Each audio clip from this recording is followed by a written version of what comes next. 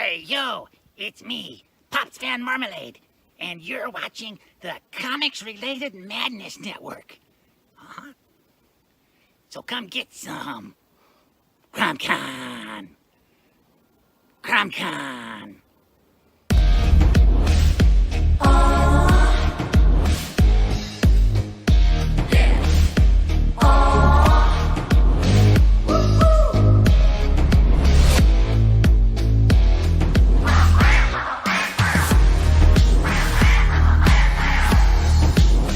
Your favorite podcast is Critical Blast.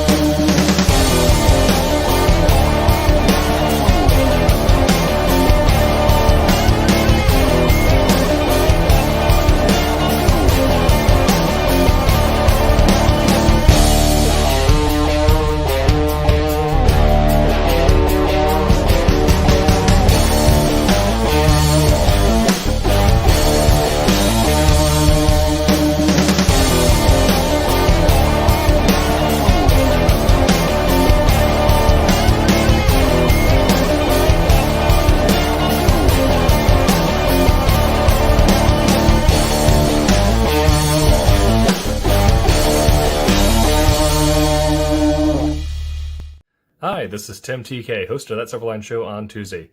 Join us at 11 p.m. Eastern, 8 p.m. Pacific every Tuesday night as we discuss pop culture and the joys of making comics. Hi, I'm Dean Zachary, host of Silverline's Wednesday Wham, where we go beyond politics, beyond calculation, and beyond the big two. Join us each and every Wednesday. Don't miss out.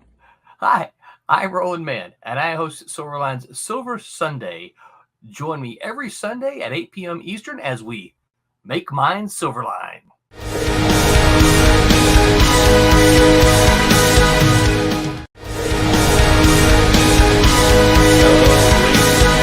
Gentlemen, welcome to Silverline Live Wednesday night wham.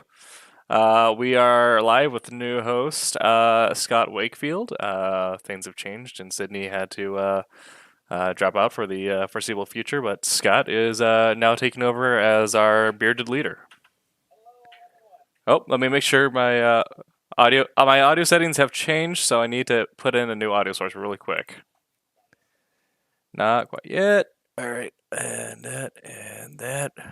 That was a great start, Scott. There we go. Yes, now they can hear you. Take two. Hello. All right, everyone. start over. Wait, okay. Ladies and gentlemen. Ladies and gentlemen. It is Silverline's Wednesday Wham. Wham with an exclamation mark. We are here to discuss all things comic books, but our topic for tonight is how movies influence our craft and how they influence comic book making. And we have a group of illustrious experts here to discuss how movies do affect them while they are. Oh, I signed into the wrong cast then. And Experts. arting. I was trying to sign into the novelist podcast. How about signing into the mediocre level? Sorry. And we will get right into introductions. And I asked them to think of a movie that they, just as a way to get to know everybody here. They're going to tell us who they are and how they are involved with Silverline. But then they're going to tell us one of their favorite movies and why. It doesn't have to be the favorite movie, as if anybody really has a favorite movie, but one of their favorites and why, and a movie they hated and why. And my lineup here, I'm going to start right with Tim. You are first in line. Hello, I am Tim TK. I am the producer for Wednesday Night Wham, as well as the associate editor at Silverline. I help work on the website stuff, including our craft blog series. I'm also editing a title and writing a title, which I think we can announce now. But I have a favorite. I do have a favorite movie because I see maybe 2 movies a year, and that is Redline, the animated movie, which is just insane. It's I don't know how to describe it besides superpowered cars, bounty hunters, death race in a pseudo-fascist technopunk planet. It's great. Also, neo-funk background tracks. It's all sorts of weird and wacky thrown together, but the overarching plot line is very human. It's a love story as well as a kind of a dream come true self-realization story, all wrapped up in all this wackiness put together. But it's this very core human emotional experience. Most disliked or hated movie is Meet the Spartans, which was just atrocious. As someone who enjoyed the 300 comic, that was a nightmare. And that was a spoof on that, right? Yes, yeah. It was probably a spoof on the movie. It was yeah, it was yeah. Huh. All right. Is that it? That's it. That's all I got. All right. Thank you, Tim. And next on my screen here, I got Mr. Thomas Floramonti. Yeah, I am a comic book creator. I've been around from the early 90s. I've worked for pretty much everybody at one point or the other. I am currently I'm inking for Silverline a book called Trumps, based off the card game.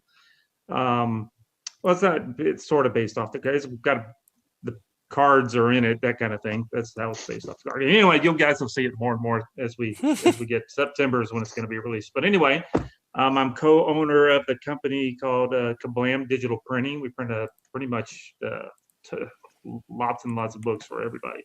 But my favorite movie is it's on my hat. I love the Star Wars movies. I just love them all since I was little.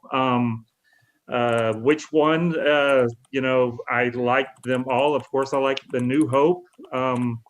But Empire is good. I like all of them. It's just I'm a big Star Wars crazy person. I'm really easy to get for Christmas. Just in case if anybody out there wants to buy me something, just buy me something Star Wars. It doesn't matter what it is. I like Star Wars stuff, but I love the Star Wars movies. Now, on the flip side of it, some of my worst movies is the first 3 Star Warses. They're not that great, but I still love them. So I don't know. I'll watch anything. So I'm a big zombie kind of fan. So any of the cheesiest zombie movies, I'll sit and watch them. But as far as that goes, I don't dislike anything. I'll watch anything. I'll pay my money. I'll sit there through the whole movie and just go, man, I just wasted 2 hours of my life and $10. But at least I got some popcorn. Right. That kind of thing. Yeah. So Star Wars. There you go. And I think with Star Wars, it's like when you love Star Wars, you love something so much, the expectation is so much higher. So for those for 1, 2, and 3. The first 3 for me, I mean, I guess we'll get into talking about all the stuff a little later. It was just that it was too busy. Busy body going on with stuff that we didn't hear anything about. I mean, it looked neat, but it was just too much dumb junk that nobody cared anything about. After I watched Star Wars Episode 6, my dad got me into the novels, and Star Wars existed in them books for me from then on. The movies have been trailers. Yeah, I'm sure we'll talk about all this stuff in a little bit, but I've got my reasons why I think people like the certain parts of the Star Wars movies. It depends on when you grew up and when you watched them. Little kids like those set and this set, and the new kids like the current set, which but anyway, there we go. I'll shut up now. Thank you, Tommy. You're welcome. Next, I've got Alex. He is penciling there on what I see. You want to say hello? Tell us what you're doing. Yes, I am penciling a page for Cat and Mouse. My name is Alex Gallimore, and I guess a movie. I'll start with the movie I hate. Movie I hate or dislike is the theatrical cut of Justice League that came out a couple years ago. That movie I felt like I wasted money on for sure. Which movie? Justice League. Oh, Yeah, that one. A movie I love is the most current Mission Impossible movie. I've probably seen it a couple times now. Nice. It's just the shots in that movie are just amazing. fun. All the action is great. Henry Cavill reloading his biceps. Yeah. Love when he pounds his chest. Yes. All set, Alex? Yes, Thank you. That's all. All right. Brent, you are up next. Right. I agree with you. I hesitate to say I have a favorite movie because I'll make all the other movies jealous, but I actually see a lot of movies. In fact, I had the Regal Unlimited pass, and I would go as much as my schedule allowed. I just love the movies. And but I also wanted to pick something that wasn't as obvious because everyone's seen Gladiator, everybody's seen The Avengers. I saw The Avengers 5 times in a theater. I think probably my biggest, most attended film. But I choose for my favorite film the movie Unbreakable, which I loved for several reasons, but thematically. It being the story of a man who's trying to find his purpose. I was at a point in my life when I really kind of felt that intimately, and for that reason, it really just kind of spoke to me. And the best movies do that, I think. Even if it's trying to tell me something I don't believe, I still appreciate it being about something. I hate movies that are about nothing, which leads to my one of my most hated films. I wanted to do Batman versus Superman, but it just seemed so obvious. Instead, I'm going to go with a film that actually some people really like. It's called Old School. No. With Jack Black? Nope. That's School of Rock. That's School of Rock, which was pretty good. Yeah, School of Rock was pretty good. School of Rock was good. Old School I was love about a School. bunch of guys who were post-college and lamenting their lives, and they decided to start a fraternity. Oh yeah, I remember that one. It sounds like a good premise, but basically, I was all set up to see this kind of. I love raucous comedy type stuff, but the best comedies really have something to say. And what I thought they were going to talk about was how men have a tendency to want to look back on their lives and go back to the simpler times, but when they really embrace the life they have now, that they can really start to move forward as people. And they were like, yeah, no, that's dumb. Let's just throw some boobs at people and then basically just have them like utter jackasses, and it's okay. I just remember being so disappointed. I was like, you guys had such an opportunity to say something interesting, and basically what you said was nothing. So sad. So I'll never see that one again.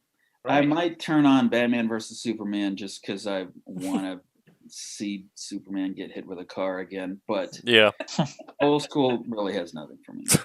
Martha. Thank you for that. And Brent, you didn't tell us who you are and what you're doing. Yes. And doing.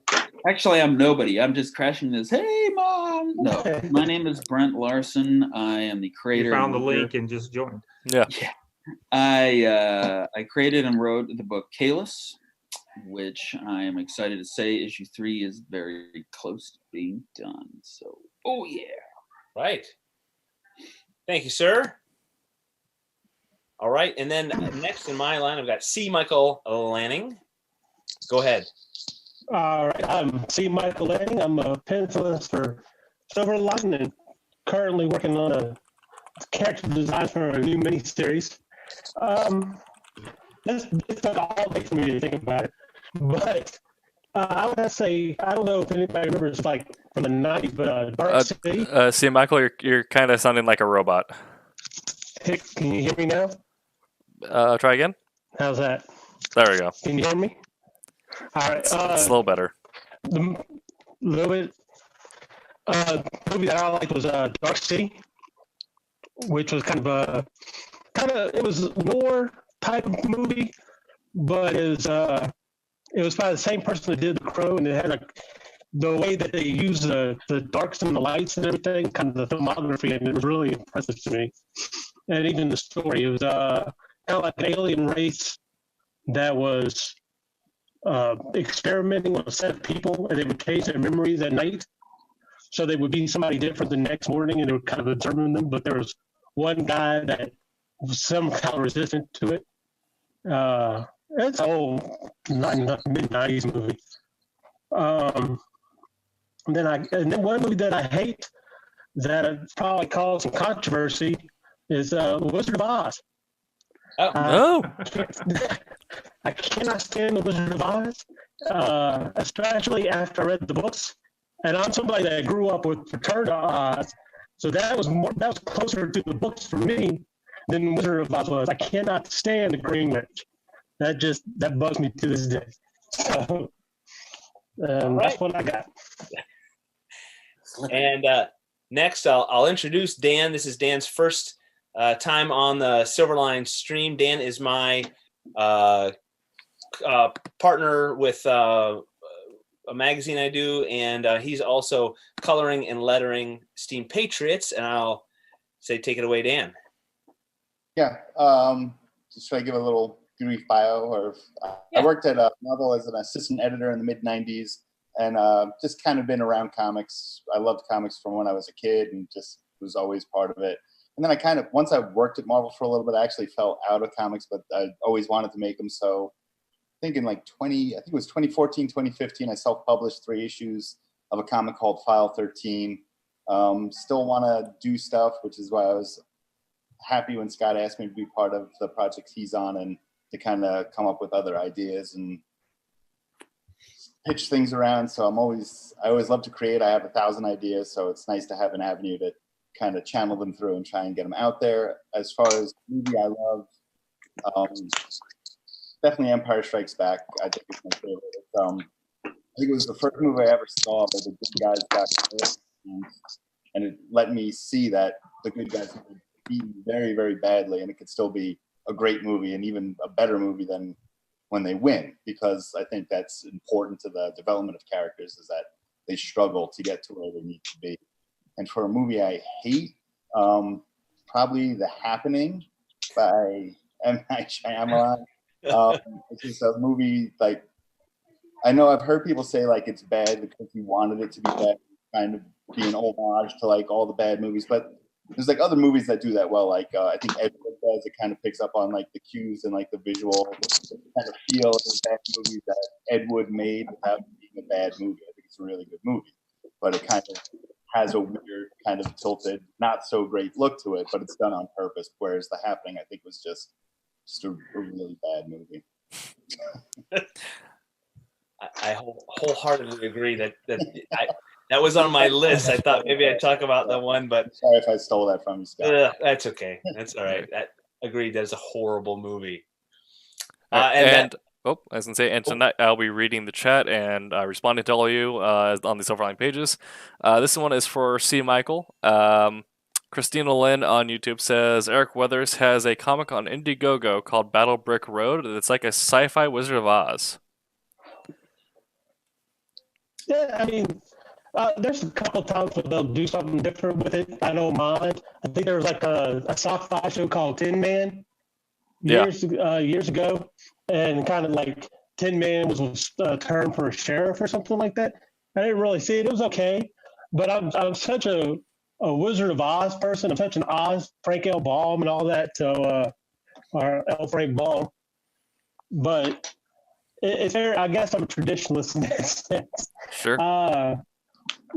Scotty Young and Marvel actually did a really neat comic series on it, and they kind of captured that look that he was going for. So that kind of, I kind of gear towards that traditional sense of him. So Okay. And Alex if that Rabia, makes sense. Alex Rabia on Facebook asks, "Does anybody like horror movies, or is it just me?" And yes. Yes. Yeah, Yes, yeah. yes. Yeah, Absolutely. I tend to. I found that I like when they're like a PG-13 horror movie. A little silly on the silly side. No. More on the cerebral, less visual gore. Yeah. Like Spawn. I like to think about it. I like to not see the villain or the Like terror. a good psychological thriller. I like that. Exactly. Although I do, if it's not like a AAA style like slasher film, but if it's like old school slaughterhouse indie like Belko Experiment, something like that, where it's just we got 12 guys on cast and $5,000 and one room. Let's see How what do we we can kill make, them all? right? Yeah.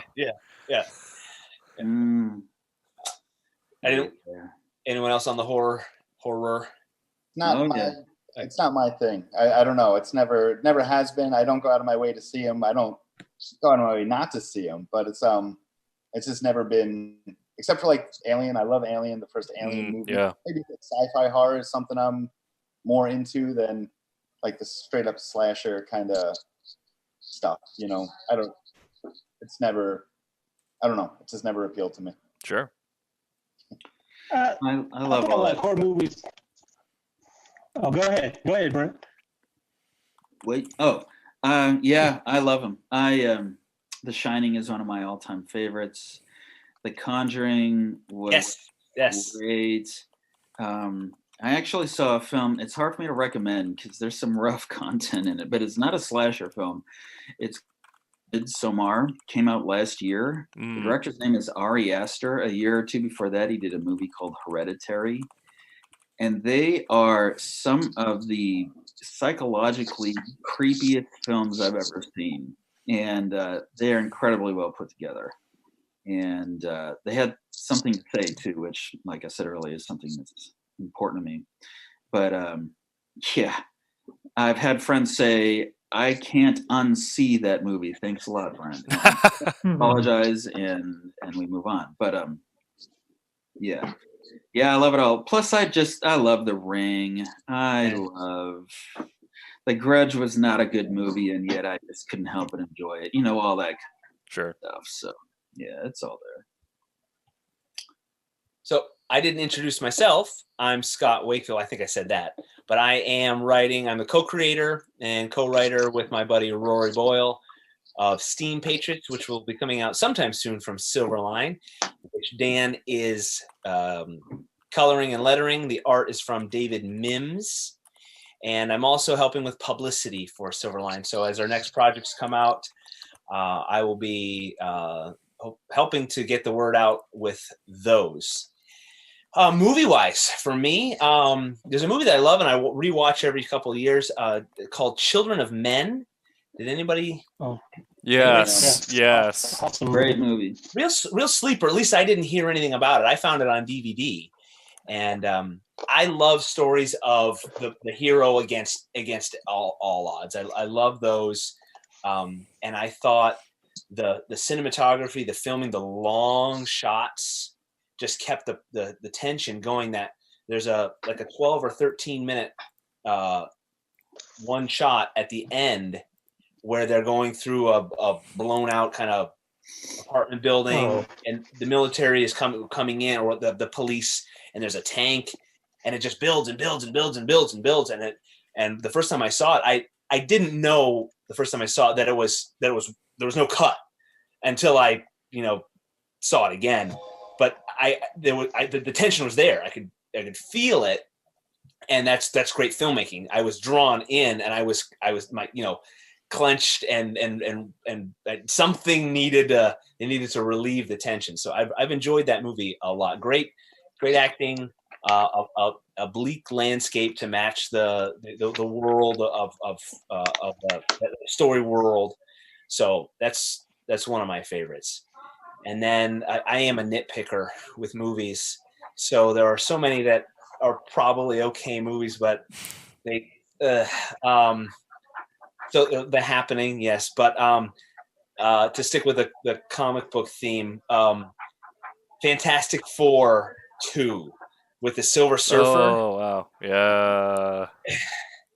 It was they should have called it the Four Stooges, because it was like, how can we make it silly when Mr. Fantastic has all their powers and he's at a nightclub doing his thing, his stretchy thing, and just so dumb. I almost unwatchable. And it's one that I liked the first one. The first one was slow, but I thought, it's a good character building, story building beginning to the Fantastic Four story for the movies. And then number 2 came along, and I was done. I wanted my money back. I did watch it to the end, but that one was a real letdown. We got Oven on the comments. He says, what Silverline book do you feel if they were adapted into a film? Would it be better as a TV series or movie trilogy? He says he thinks Kalis would be an amazing TV series, for example. It has a lot of things he would like to have, sort of that long sort of space of time to delve into. Oh, yeah. And I agree. Kalis as a TV series would be fantastic. I think it's got a great TV protagonist. It's got the feel that they could do a great job with episodic stories of Kalis. Yeah, I would love that. Yeah, I agree. Frankly, I don't know how you would do it in a movie. Right.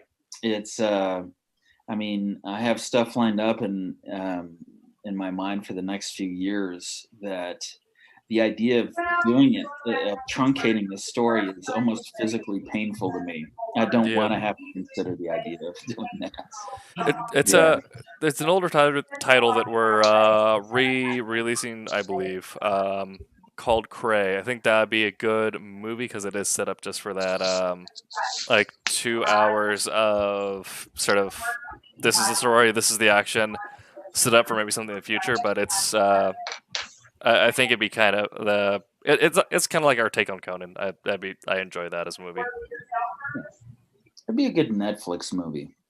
Yeah, you'd be able to make it with not a huge budget, but it would be able to get a push from Netflix, and it would,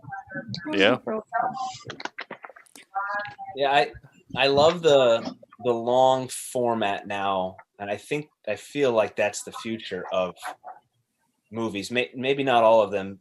To have that cinema experience is great, but to be able to tell the story not in 2 hours or even a trilogy, but over multiple seasons, I love the potential.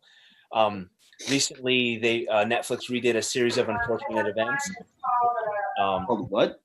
The Lemony Snicket books from yeah. almost 20 years ago. Tommy, I think you got some background noise. And the Jim Carrey movie came out quite a while ago, and they mashed 3 books together and made it a 2-hour movie, and it didn't do it justice. But Netflix did 13 books in 25 episodes, and it was great. It was great, and I loved the books. And my kids read the books, and then we all watched the Netflix series, and they changed a little to make it fit the visual format, but they did a great job, and I love that. I love the potential, because now I'm reading stories, or I see a comic book or a novel, and I think they could turn this into a great series. Yeah. So I love the potential for that. Certain ideas, I think, just lend themselves better to, like, I think a great example is I know some people love the Highlander movies. I'm not a huge fan of the Highlander movie, but I did like the TV series, because I think it lended itself better to the idea of someone that's been alive for 500 years and all the different things he's done. Yeah. Flashbacks, you could kind of explore that a lot deeper than you could in a 2-hour movie.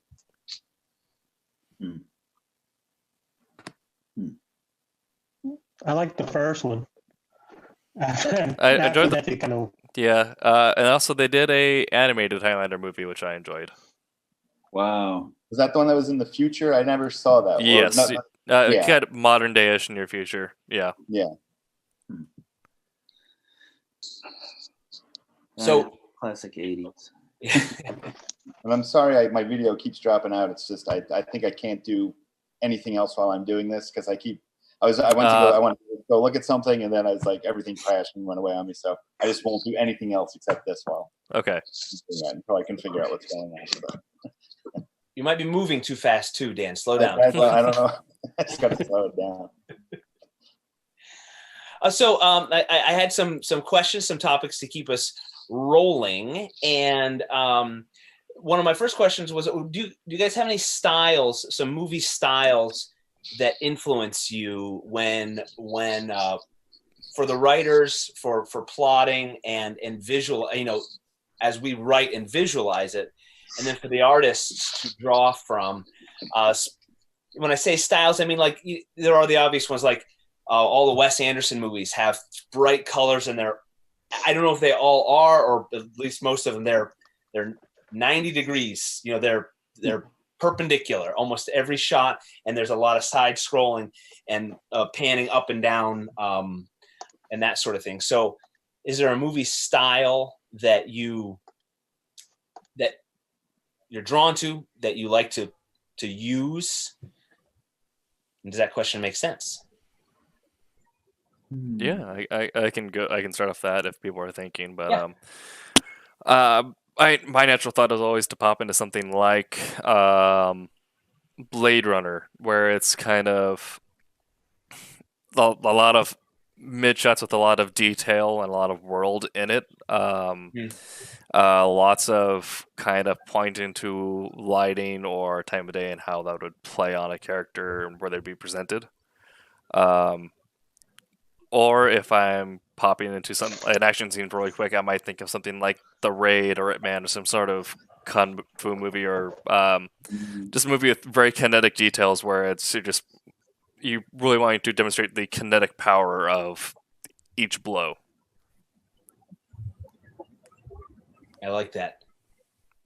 Yeah, I honestly, when I first started out, I always thought I was going to be a comic artist. I loved drawing as a kid. I drew all the way up through college, and then I fell into editorial at Marvel. But in college, I took an intro to film course, and I never really thought about framing shots and framing things interestingly. And then they talked about Citizen Kane and just the framing of that, and like how every shot of Kane, or almost every shot of Kane, is like shot up so he looks powerful, and when he's talking to other people that are always shot down on so they look weak and small, and like there's actually parts where they ripped floorboards up so they could get the camera as low as possible. So it was such an extreme upshot of Kane, so he always looked imposing and powerful, and that like kind of really influenced the idea of like what you can do visually just to display power without even someone throwing a punch. And if it's a superhero comic, it's just the angle and what you're doing with the angles that can really convey power or weakness or sadness or happiness. That was pretty eye-opening just from that standpoint for me. Has anyone seen 1917? Not yet. It's on my to-watch list. I loved it. I absolutely loved it, and I think it's now top 10, top 5 war movies for me. And the way that there was so much close-up, there were the close-ups of the hero, the two of them, their faces, and there's so much told in his expressions and his the ups and downs and the urgency of the whole movie is urgent, and I think that's fantastic. And I've been thinking about that, the facial expressions, and as a writer I can't do that because I can't draw, but I can impart that to artists and say, yeah, we want that immediacy, that intimacy of what their expressions are saying. So I love that movie. I want to watch it 2, 3, 4, 5 more times because I think it's fantastic cinematography all the way through. You are a fan of the long shot, aren't you? I am. Yeah. I don't know. Yeah. It draws me in. But old movies drive me nuts when they have when it's a close up of the face and someone's just going. No, they're sweaty and upset for a really long time. I don't know that doesn't get me. Darn you! My wife and I watched a movie last night with that was just really, really neat the way it was shot. It's got I'm just looking it up right now to see when it came out. It's got what's his name, Thor guy in it, Chris Helmsworth. It's called Extraction. Have you guys seen this? It was on, my wife and I just saw that a couple weeks. That was, it was just silly, but golly, it was really cool. Some of the scenes that were in this movie. While watching it, I was like, man, that'd be really cool to try to draw some of those scenes in the movie, how the camera just followed them. You were thinking how you were talking about the camera shots and stuff, and it's like that would be a neat movie to try to swipe some of the action. There was a scene where he was they fell off of a building and the camera followed him as he fell, and then the camera started running, and it's like, as he was rolling across the ground, and you're like, how did the camera guy do that where he fell off the building and then he went into a car and all that kind of stuff? It's like, was that a drone shot or that kind of thing? But those kind of movies really get me going when I'm trying to come up with scenes and stuff. So Tommy, yeah, thank you for saying that, because from the artist side, and I say artist meaning the visual side, I don't know if any of the visual folks have more to chime in about what sort of style, framing, angles. The Batman movie, I don't know if the TV show did it, I probably did, but the Batman movie, the 1967 Adam West, whenever the villains were on screen, the camera angles are all crooked. Yeah. Oh yeah. Because they were all crooked. One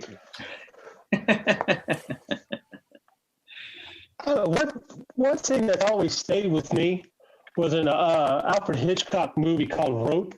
Oh yes. Where you kind of see that it's a swing door. Yes. You see, they're kind of hiding it from Jimmy Stewart, and he opens the door when the door swings one way and he swings the other way. You see him holding the rope. Then he closes it, and I love the pacing of this shot. For some reason, it affected me so much that to this day I can see it very vividly. And that kind of helps by kind of looking at panels that way. Yeah. How would I want to try to approach that type of feel in a kind of a static medium, as it were. Not really moving, but probably thinking like 3 panels back to back, something like that. That's constantly is always there. Excellent reference. That is one of my favorite movies too. And again, with the long shot. Has anyone seen? Have you seen Rope? Not if you've seen it, because that's such a great movie, and it's filmed in just a couple camera angles through the whole thing. It's Jimmy Stewart and these students have committed a murder, and the body is in a trunk in the foreground of the movie the whole time, almost the whole time. And so there's a shot that Sue Michael was saying. The camera sees into the kitchen before all the guests arrive for this dinner party, where he dropped the rope in. But then there's another scene where they've stacked up. They put all the food and the plates and stuff on that trunk, and 2 people are talking, and they're just kind of chatting, and the camera is set. You see the trunk, and you see their maid taking the plates off and into the kitchen, and the door's going, swinging back and forth. And she's bringing books that are supposed to go into the trunk, and she's just plunking them down next to the trunk, and she goes back and plunks them down next to the trunk, and it just builds and builds and builds and builds, because you're thinking she's about to open that trunk. And that's something that you visually is just a seamless way. What's that? How he connected the scenes. There's just a seamless way how he connected the scenes, because he kind of pans to one item and you follow that item, and it opens up into a totally different scene by just kind of following that item. It was very play-like. Yes. But the way he captured it was so well. It was just it's astounding, really. I can't really say anything else about it. That's one of my favorite Hitchcock movies. One of my favorite movies, and it's not a Hitchcock movie that comes up a lot. I mean, people talk about Rear Window and North by Northwest, and Psycho, of course. But Rope or Rear Window. Did I say Rear Window? Yeah, Rear Window is a great one too. But Rope, when I talk to cinephiles about movies, few people have seen Rope, so I recommend that one as a style-wise too, and pacing.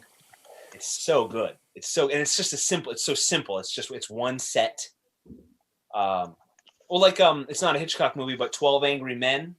That's another old where it's just 12 guys in a jury deliberation room, and again the camera it's on each individual person, and it's such great acting and so much tension in that one scene. It's really astounding. I love it.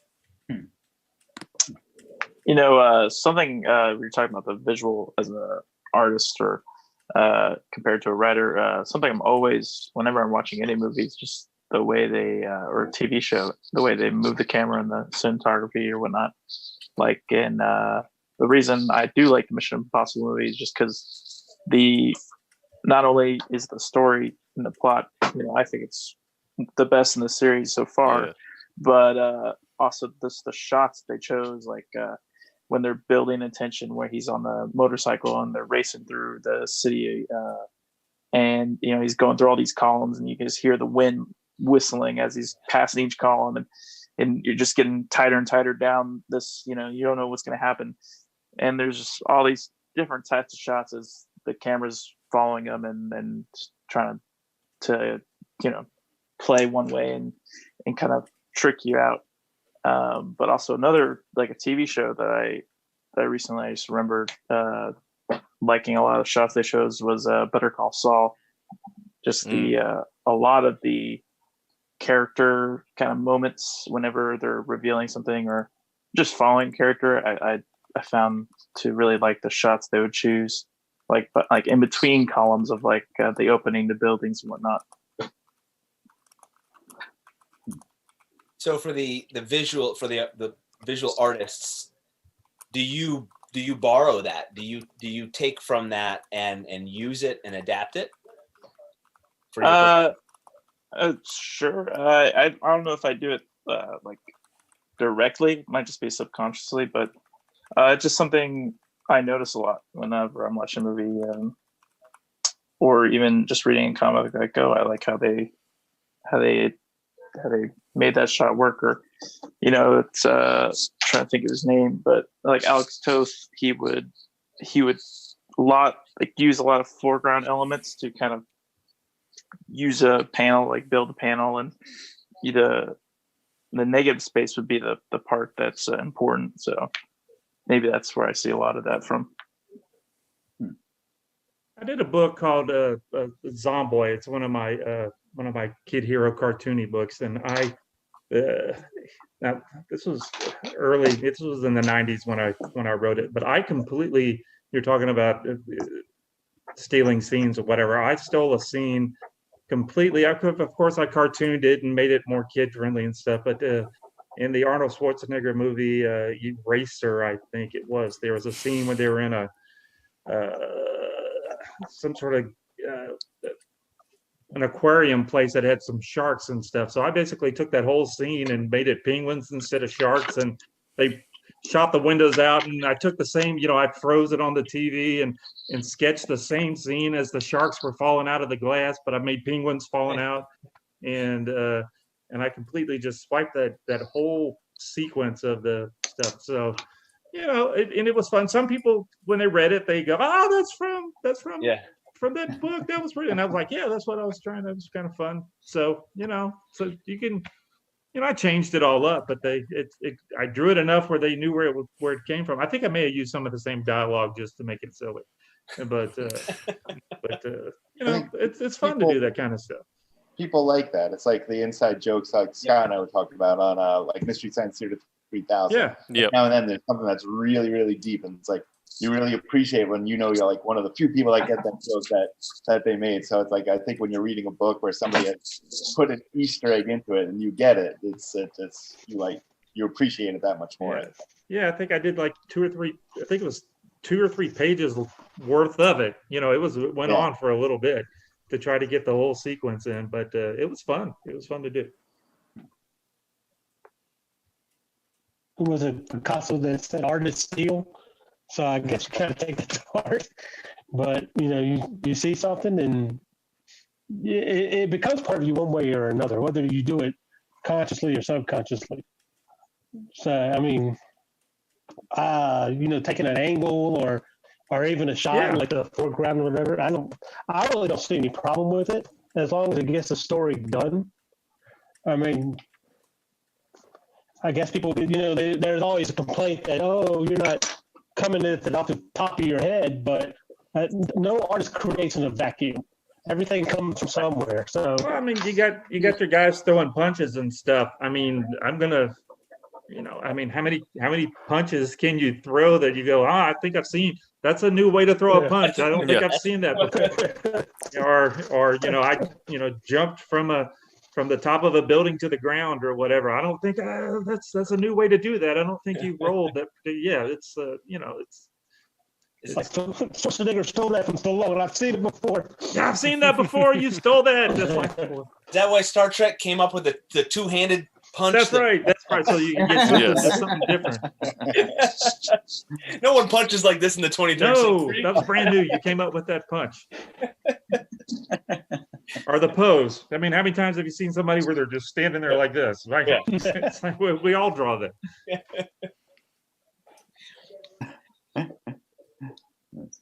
So I'm doing my questions out of order, guys. Forgive me. Oh no. I don't want to mutiny.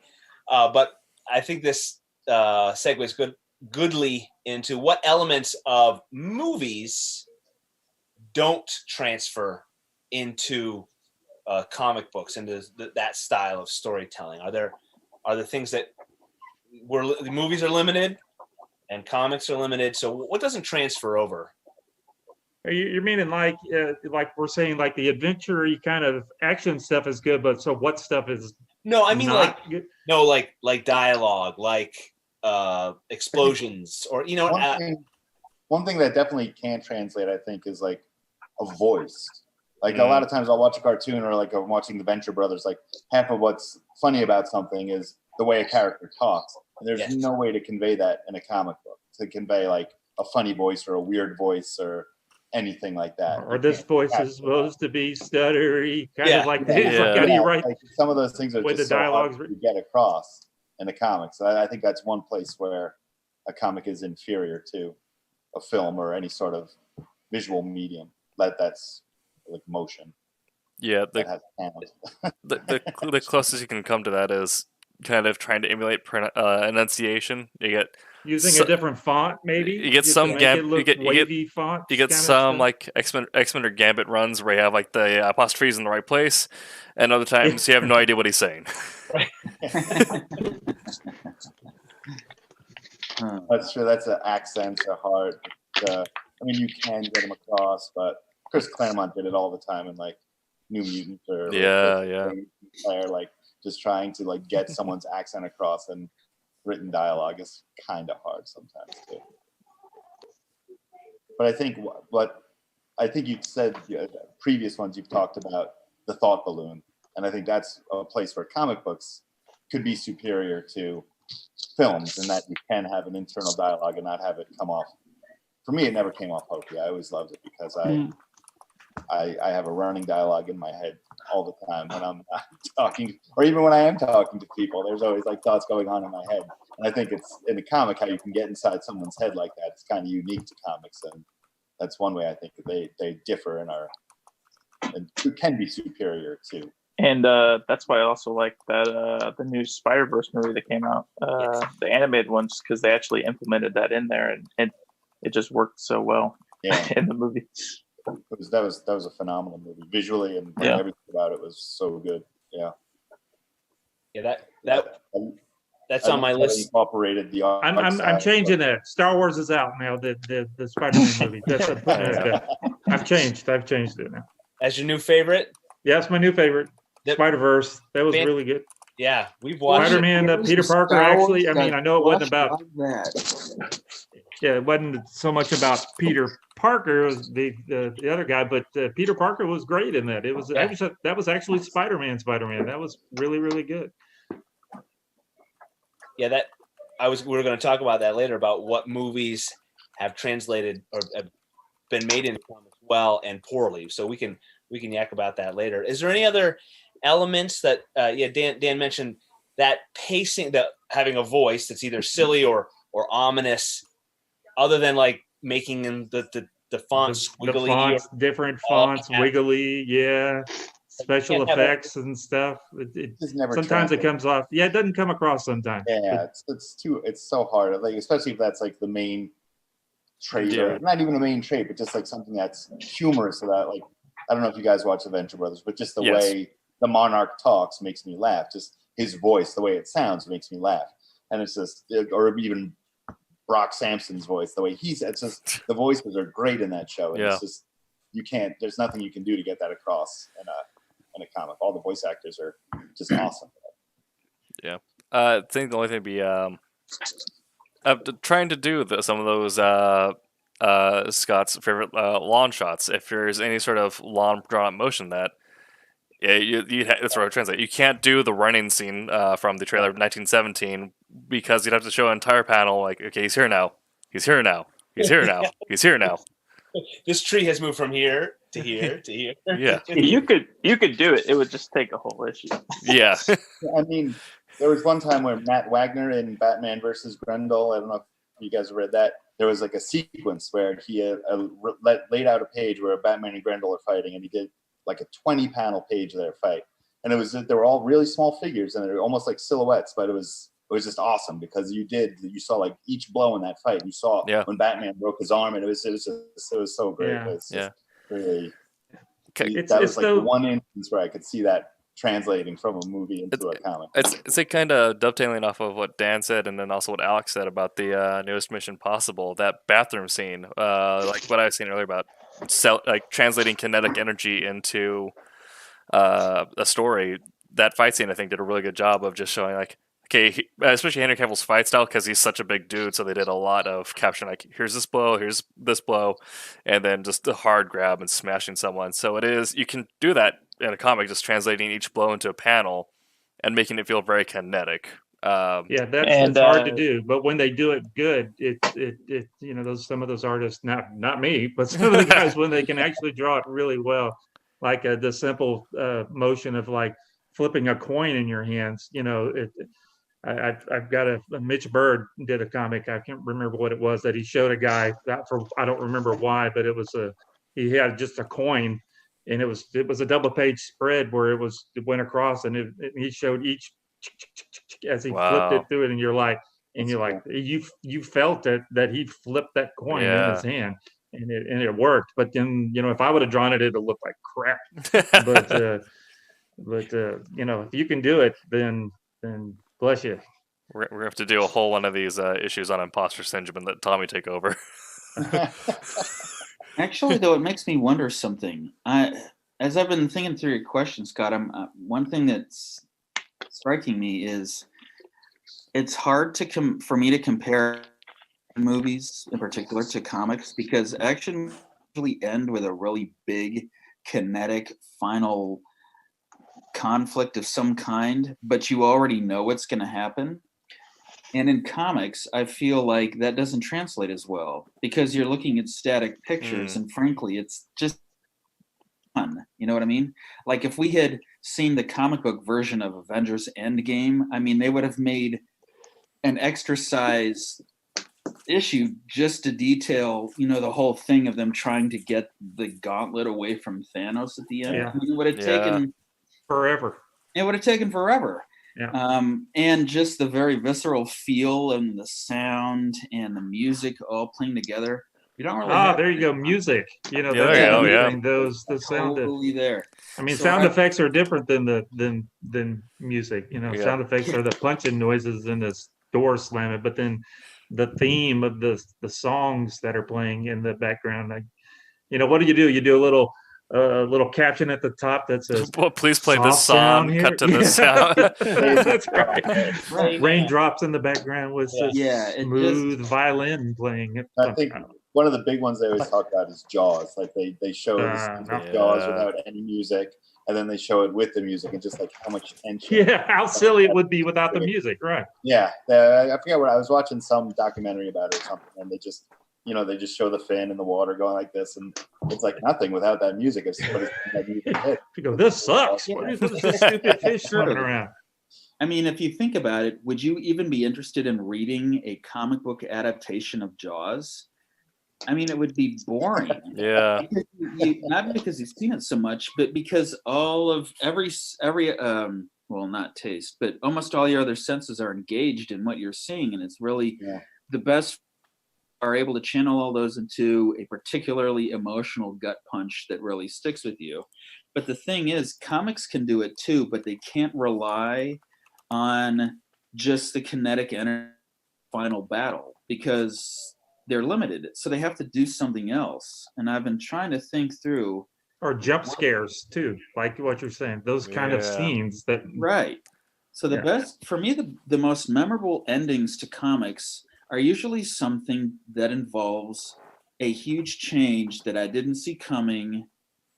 Like if you think about every action movie, you can put money on how it's going to end. Right. I mean, the fun part is seeing how they get there, but you know where they're going.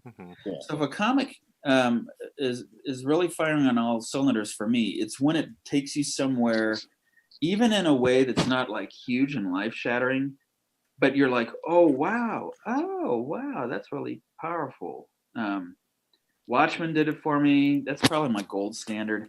Like the final issue of Saga that just came out. I know the series isn't done, but I can still remember vividly my reaction when I saw that final panel. I was like, and I don't do that for most movies, which are much more expensive to produce. So kudos to those guys. And that was the other side of the question I was going to talk about. What do comics have visually that movies don't? And the written word, even if it's just a book with no images, but comics especially, we can linger on that page. And we can, with a movie, if we're in the theater, we got no option. Can't go back. And even we've got artists here. Before I forget, I want to have our artists here tell us what they are working on. We've got Alex, if you don't mind, are you able to talk? Yes, I'm still working on Cat and Mouse. This is just a page 19. So third or fourth last page. So we're nearing the end of issue 3. Right. And Mr. C. Michael Lanning. Currently, I'm just doing some character designs for a future miniseries for Silverline. Okay. And what are we seeing on the big screen? We're seeing Tommy. This is from the Trump's book. I'm not sure what the character's name, but you can see they got the card emblems on them. So each of the different Warren groups. Is it? It means the Jester, Yeah. So this is a club's characters, but this is page 11 from the second half of the first book. The first book's going to be like 50 pages or so, 48 pages, I think. And so that's really like page 33. Yeah. So the books, I've already 24 is the first part, and then another 7 or 8 of the second part, and so hopefully we're gonna. If I remember what Roland said, we're going to have it out by September, I believe. Yep. So it's finishing up the first book, and we're getting it colored right now. The colors are looking really good, and as you can see, the pencils look great. And of course, things are looking pretty spiffy. And so if Roland is writing it, so who knows what the people are going to say? We'll have to ask Roland, and because I didn't see the script. And so I don't know what they're talking about. So this girl is saying, hey, I don't want to go. And he's like, you've got to go. And she's like, I don't want to go. Get in the robot, Shinji. Yeah, so I'm just making a bad lip reading version of the That's good. Let's go. No, let's not go. Maybe can I go to the bathroom first? Yeah, that's right. Yeah, that's what they're talking about. Before we go to battle, I have to go to the Everyone bathroom. go. No, but I really gotta go. I've gotta go. But anyway, that's what I'm doing. Perfect. Thank you. We're all professionals here. That's Yep. right.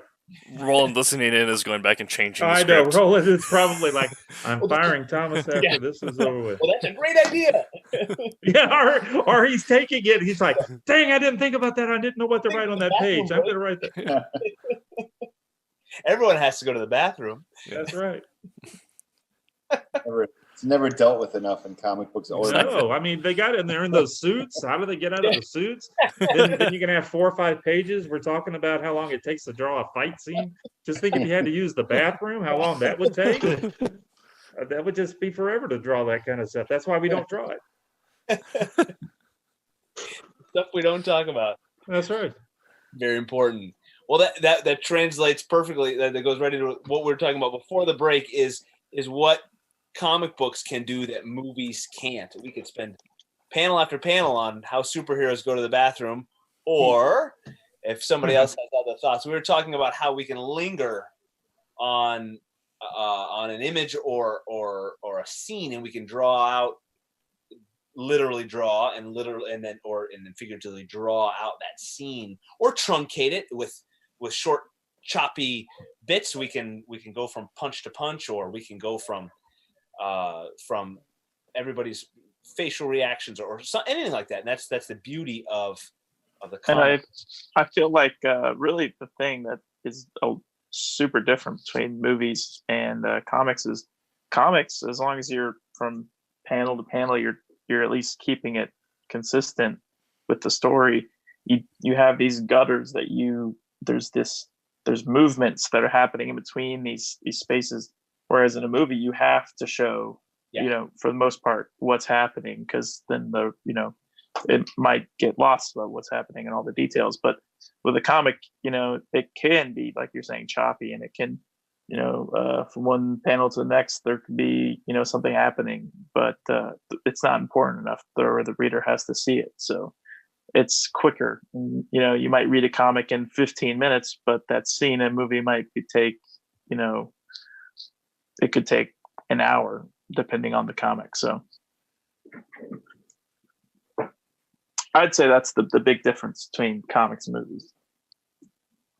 The room with which you can pace something is much more you're much more flexible with the comic book. Yeah, this is an issue that's kind of specific to being a theater kid, but it also works in movies. But the trouble of blocking out a monologue, there's nothing worse than having some person standing still and delivering the equivalent of 3 bubbles of text, but as a monologue just standing there doing nothing. So in theater and movies, they always have to block out some sort of movement. Comics, it's almost a trope, I feel like, at this point. Like, wide panel, hard zoom on the face, 3 bubbles, and then cut to the rest of the story there underneath. Yeah. It's done. Yeah. Just get it out. Just get it done. Moving on. That's always the tough part in comics, right? With the dialogue, it's just because you don't want a page, you're just talking heads sometimes. If that's what sometimes you got to do it, right? There's no other way around. Yeah. You can make the expressions as interesting as possible, but it's yeah. But you can also do the caption with caption, movement. You've got movement, and you can be telling. It's not necessarily exactly what's happening, but you can be telling what's coming up or what's happened while we're seeing action. Yeah, you could deliver the first person caption while the action is happening or while something else is happening. Right. Yeah. It also, depending on the story you're doing, they can also give you a really cool kind of, if you're writing something that you're drawing movement and inspiration from a noir movie, that can also give you that same sort of feel where you have the narration over the scene unfolding. Yep.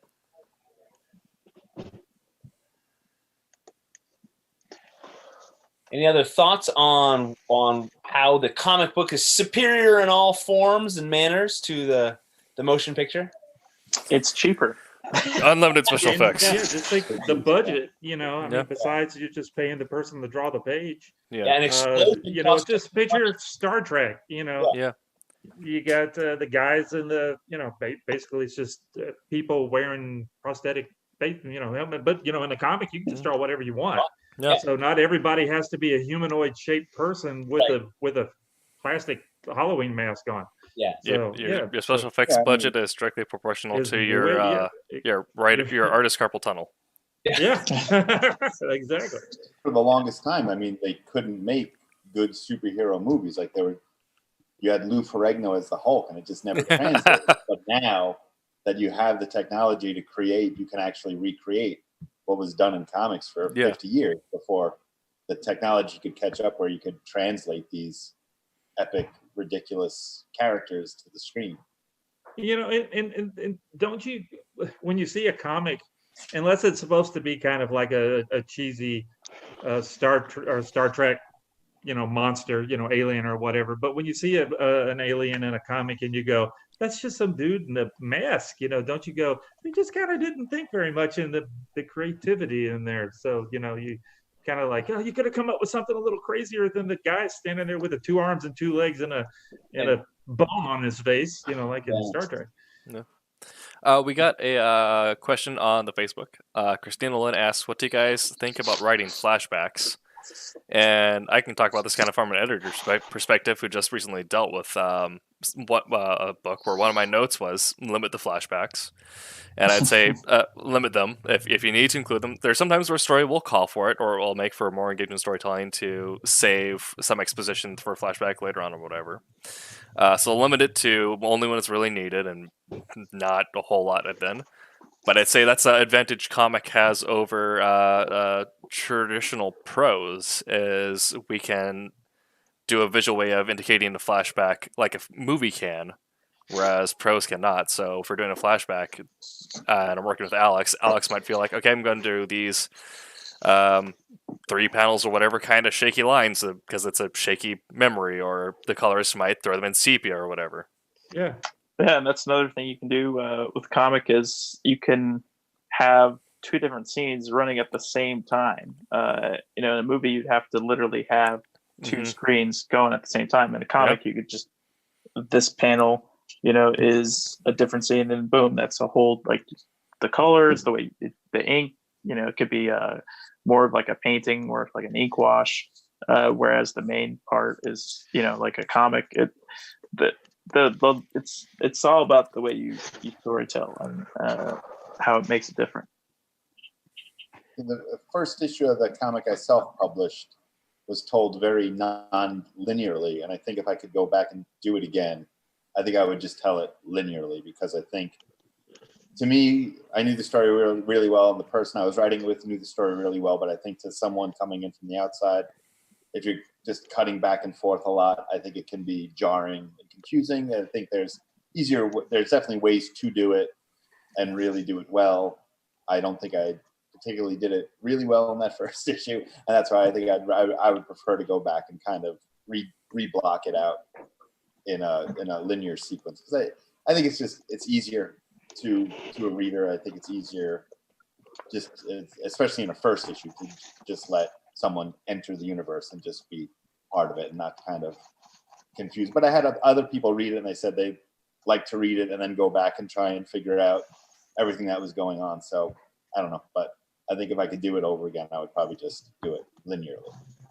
Well, and just think of the cost. If you were making a movie and you decided, like you're saying, that whole scene, you're done filming with all the principal photography and everything, and you got to redo a scene. How much that would cost. With a comic, you just redraw it. You just show that. I was even thinking about redoing the comic, and it's just a matter of pulling out the pages, reordering them, and then probably doing a couple sequences to tie it all and make it all make sense linearly. I mean, I don't know how many times that after working on a book that I'd been done on for a month or so, there's some of the Spider-Man stuff that they wanted to change something, and they just sent me a panel, and they said, here, can you just ink this real quick, and we're going to throw it, and we're just sticking on top of the other panel, and then boom, and then it's just a new sequence and all that kind of stuff. Just easy to do. Yeah. Dan, a comment about it being the flashback in the first issue. TV shows, like in season 2 or 3, where they'll start with they're tied to the railroad tracks, or the bomb's about to go off, and then it goes back 24 hours earlier, and that works because it's a little easier, I think, because you've got the characters established, you've got your story. There's not so much to introduce, but I think all of us are saying it's a perfectly good method when done correctly. When done well, yeah. Yeah. And I feel like also with any sort of creative, like you have your rules, which is don't draw so far out the panel if you're writing, to use grammar rules, but most art is subjective, and any sort of advice isn't prescriptive to everything and everyone. Right. Yep.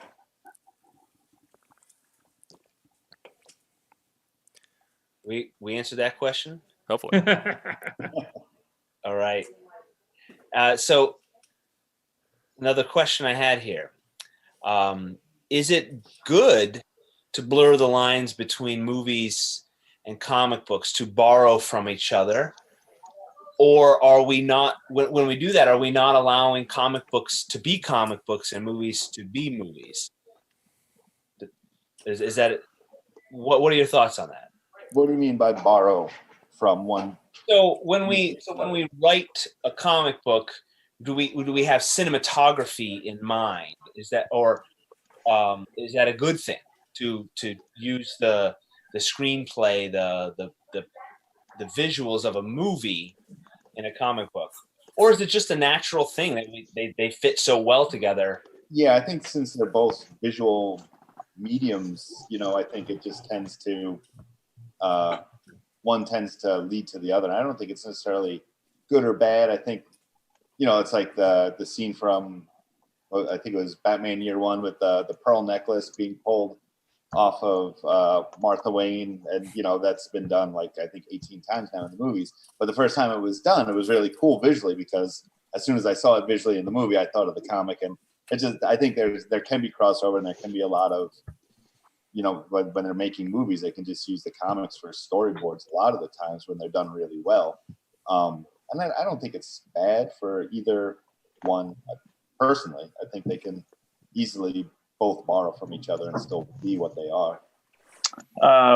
When you boil it down, it's a necessity to I guess to be able to storytell or choose different angles, because if you didn't, then a comic would probably just be the same angle the whole way through, and comics probably wouldn't have still been around. So for us to look at movies since they came before, and we see, in just everyday life, you see different angles and different things. So it really depends on the way the script's written. So, and that's something you figure out in the thumbnails, is how everything kind of works together. And in a movie, it's a necessity to change the angle and change the scene to build tension or to relieve tension and follow the audience through the movie. You really couldn't have a movie or a comic just with the same panel over and over and over. I mean, you could, but it wouldn't serve much purpose. Yep. And was it John Gardner said there are only two kinds of stories, and everything else is an iteration of that.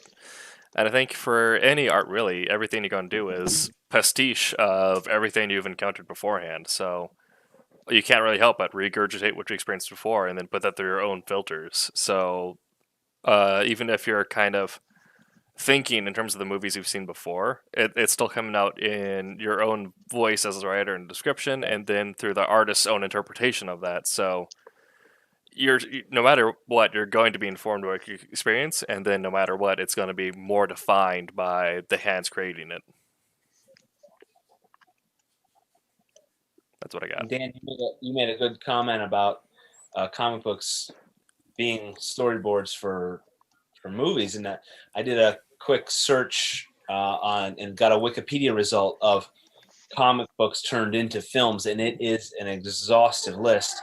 Even just the English language movies And I think it's pretty incredible, and it speaks to comic as such a great way to tell a story that you just can't help but turn it into a movie because the visuals are all there, and then you want the filmmakers want to add those elements, the sound, the soundtrack, and fill in the spaces between the panels that the comic books don't have. I think it's just they fit so well together.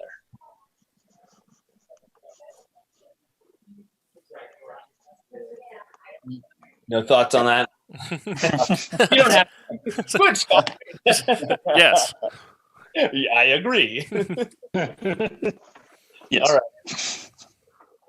So we are getting toward the end, and I think we can kind of have a little fun with this. And what movies have been, or what comic books have been turned into good movies, and what comic books have been turned into bad movies, or vice versa. And when I say movies turned into comic books, my initial thought is that it's really just taking the movie and putting it in another medium. But that's not necessarily true, because the comic books have taken the story world, even just like Star Trek and Star Wars novels or comic books, they've taken the story world and they've then expanded to their own stories. So what has been done well, or what has been done poorly?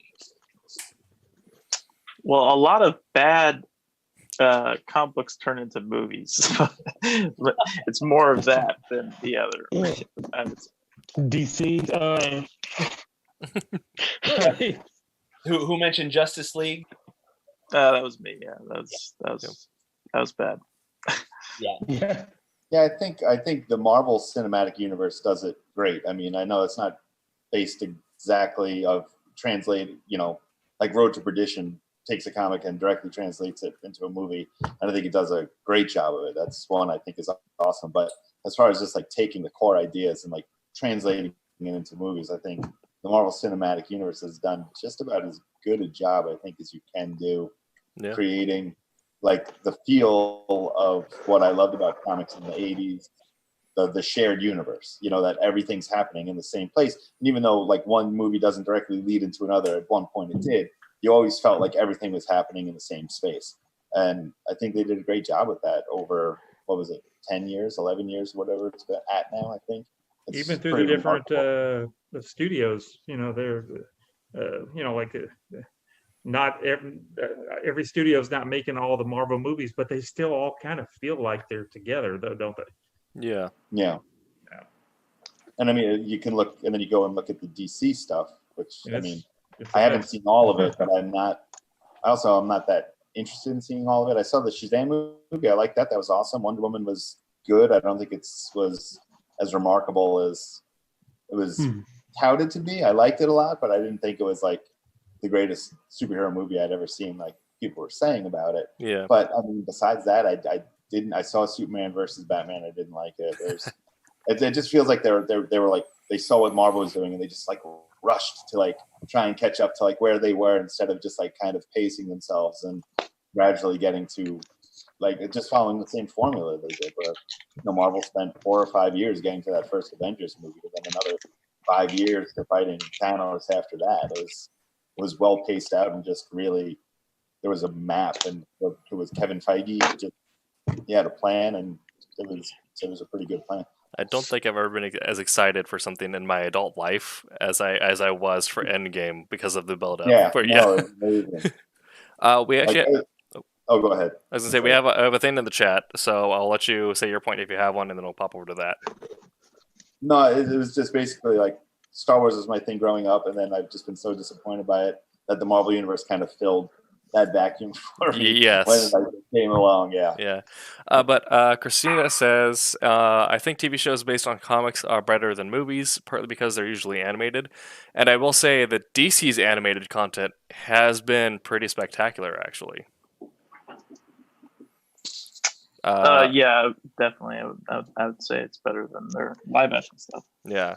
But I feel like a lot of that usually the animated is always going to be better because it's like the same thing with the budget. You know, you have unlimited budget, you can do whatever you want. There's really nothing that says you can't do, you know, beyond just like the rating of the movie. If you want to be PG-13 or whatnot, you have unlimited untapped potential. There's no way they could do Ninja Batman as a live action movie, but their animated department gave that to us. Yeah. No, it's pretty good. DC's interesting because I think their TV shows probably across the board are generally much better than their movies are. Yeah. And Marvel, I think it's the other way around, like except for like the Netflix stuff. But like when they were doing like the Agents of S.H.I.E.L.D. stuff, that was like really hit and miss and not that good compared to like what they were doing with the movies. So it's weird that they kind of have different strengths in what like they can produce on screen. I agree. And did we say this? Into the Spider-Verse is fantastic. Yeah. Fantastic adaptation. It's animated. It's a comic book movie. It's got the sound effects. It's got the even the artistic style of the art is amazing. I've watched that half a dozen times with my kids and just absolutely love that movie because it's a comic book, you know. And that's the thing. I think that's out of all the different Spider-Man movies, I think that's my favorite, just because they did everything that they could to do it. There's not really like a thing where it wasn't Spider-Man at all. It was everything was you know, to a T. Well, that's what I loved about Ant-Man as well. Is it was a very comic booky movie. It was a little cheesy. You know, I think that's probably what made it good, is because it was kind of cheesy. Yeah. He gets hit by a toy train, you know, and it's fighting in a briefcase, and the cell phones playing the music, and I loved it. I loved Ant-Man because to speak to Marvel movies versus DC movies, they've been a very comic booky, without being too hokey, but they've been a comic booky feeling. They do a great job with like the comedic dialogue, like with just lightening the mood. It's certain. Sometimes they do it too much, and it's like I thought, like in Thor Ragnarok, there was like jarring, going from like Hela on Asgard, and then like the buddy movie Thor Hulk stuff going on Sakaar. I love the movie, but I thought like the differences in tone between those two things going on simultaneously was sometimes jarring. But they definitely do that whole, the comedic banter is great in those movies. That's I like going back to Ant-Man. Lewis, the character, to come out and just explain the last 5 minutes too.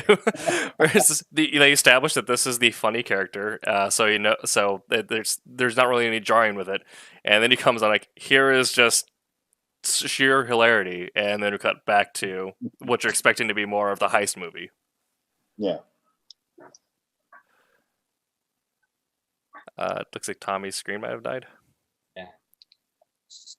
Even with back to the Spider-Verse stuff, I loved all the visual nods to the artists that like the Kingpin was a Sienkiewicz Kingpin. It was awesome to see that. Like just like all those little nods and like homages to those people were great.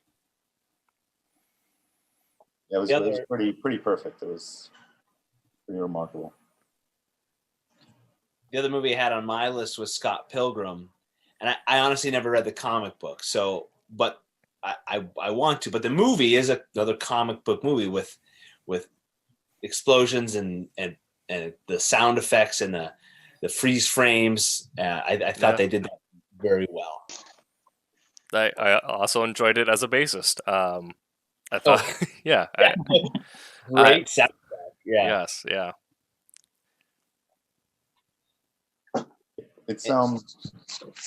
It's interesting.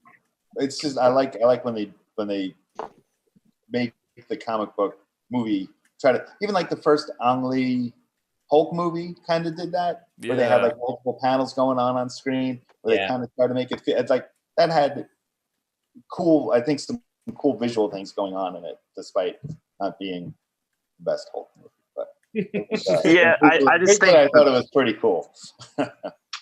I think it was interesting that they wanted to go that route. I think their execution was very poor on how it kind of just looked like a a PowerPoint, presentation, the way everything was transitioning and everything. But it still got made. Yeah. So, And it was enjoyed by its own group of people. Yeah. Somebody mentioned the Crow movie. That was pretty good, except for the death. That was skip that part. But that was a pretty good. For what I remember, it was. It looked good. Yeah, I haven't seen it in a while, but I remember loving it the first time I saw it, and just it being a pretty faithful adaptation, and just in tone and visually to what the comics like. Yeah. the remake is kind of in limbo hell right now for the movie. At least. Yeah. Oh, Yeah. I think it's one of those ones that really doesn't need to be remade. Right. Yeah.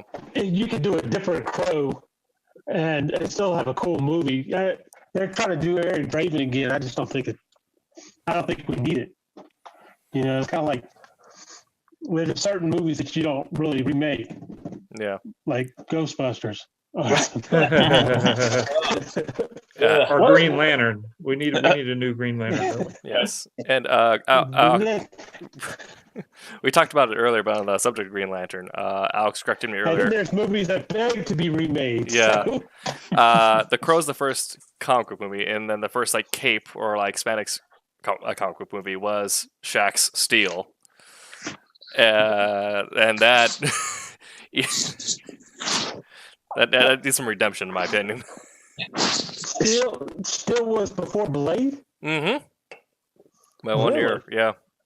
It came out What 1 year about the early. first Spawn movie? I remember when Spawn came out, the original. Oh god. Yeah.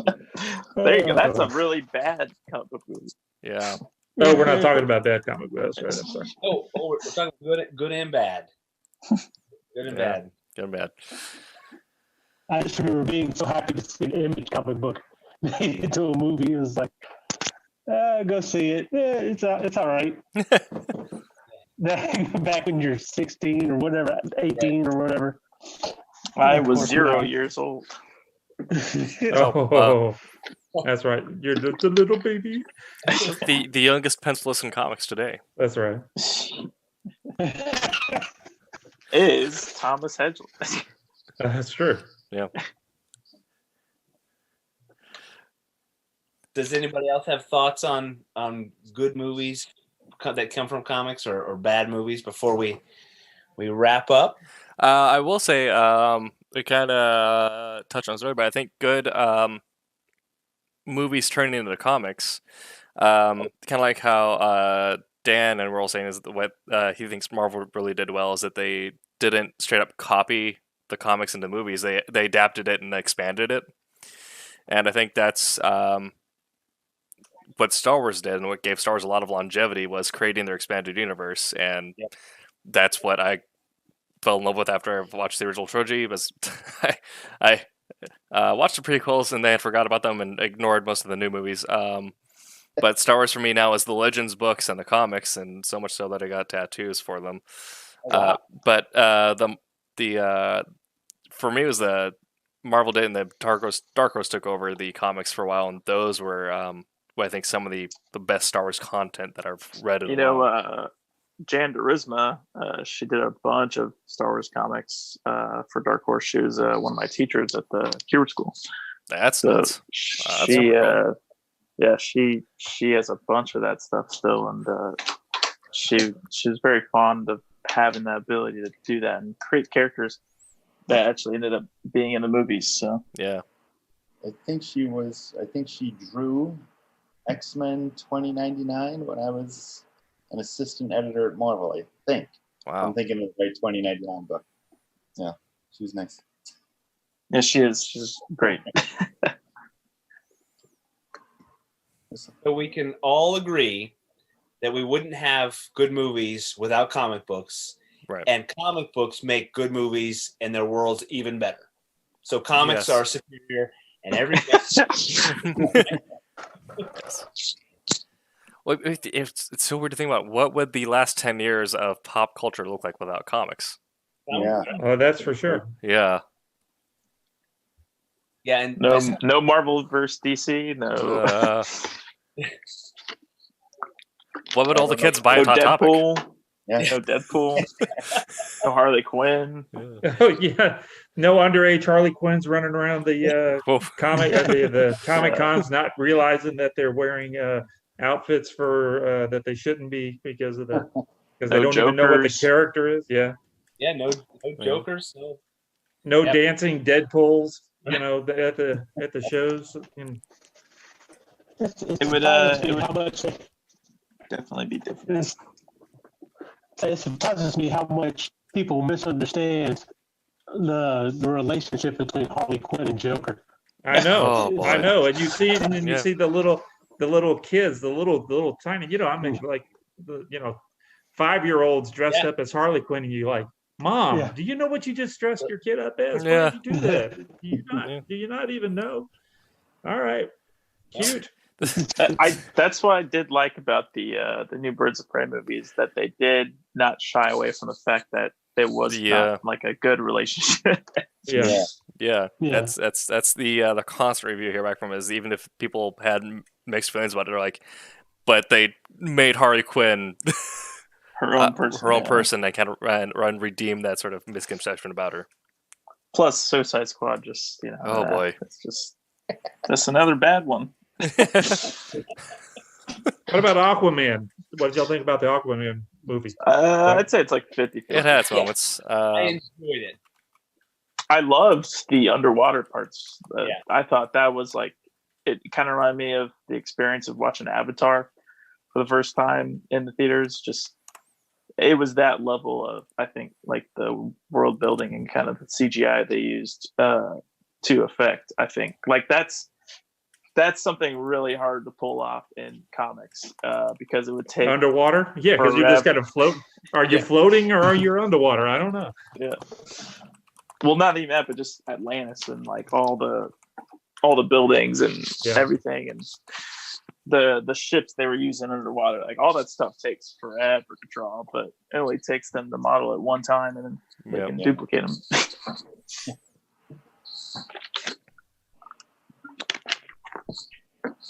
Well, what do you guys think? We want to wrap up. We want to end with our where do you find us on our socials and how do you support us? I think we all good? I think it's a good time as either. All right. I have had a great time with all of you. Thank you. And how about I go first so I'm not the last on the list? Sure. With my socials. I'm Scott Wakefield, and I'm creating Steam Patriots. It's just at on Facebook and Instagram. And would love if you liked and followed and commented on and shared and all. And how about Tim? You want to go next? Sure. I am Tim TK. I am on Twitter and Instagram at Tim TK Writer. I am on Liker at Tim TK. I'm kind of falling off Facebook a little bit because the no one's on it as much. I'm on TikTok at Tim Doesn't TikTok, and I'm here on Twitch. Agro Bacon is the username. I'll be live tonight with either Inquisitor Martyr or Star Wars: The Old Republic. Tommy?